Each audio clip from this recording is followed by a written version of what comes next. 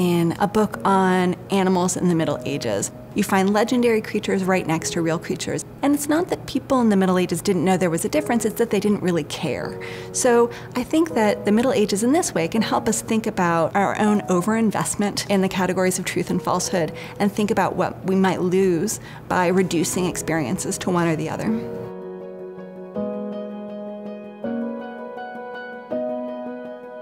I work on medieval literature and philosophy and the way that they talk to each other.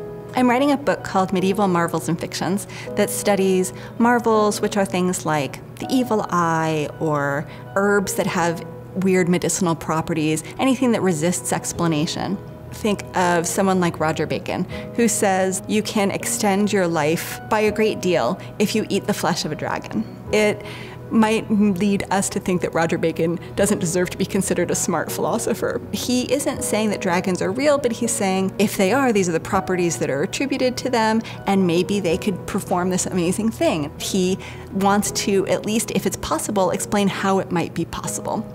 One of the things that's so fascinating about marvels, and that hasn't really been studied, is the fact that they appear in both philosophy and literature at the same time. Philosophy is interested in truth and literature is not, so marvels, if they belong to both, what status do we give them?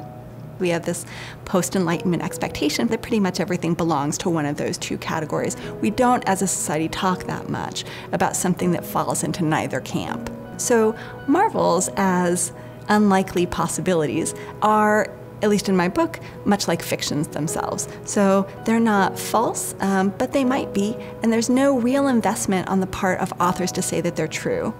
People in the Middle Ages weren't like suckered. Maybe they were just enjoying contemplating them as unlikely possibilities, and that's why they can be embraced by philosophers as well as people who write romantic literature.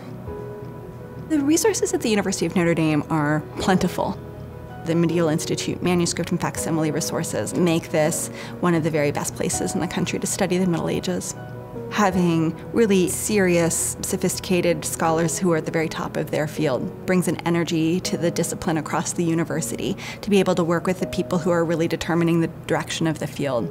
And then there are the graduate students. One of the real gifts of being able to be at Notre Dame is the fact that you can work with the people who are actually going to be the most important scholars in the generations to come and help them develop their work and find their own voice and find the things that fascinate them, and that's really an honor.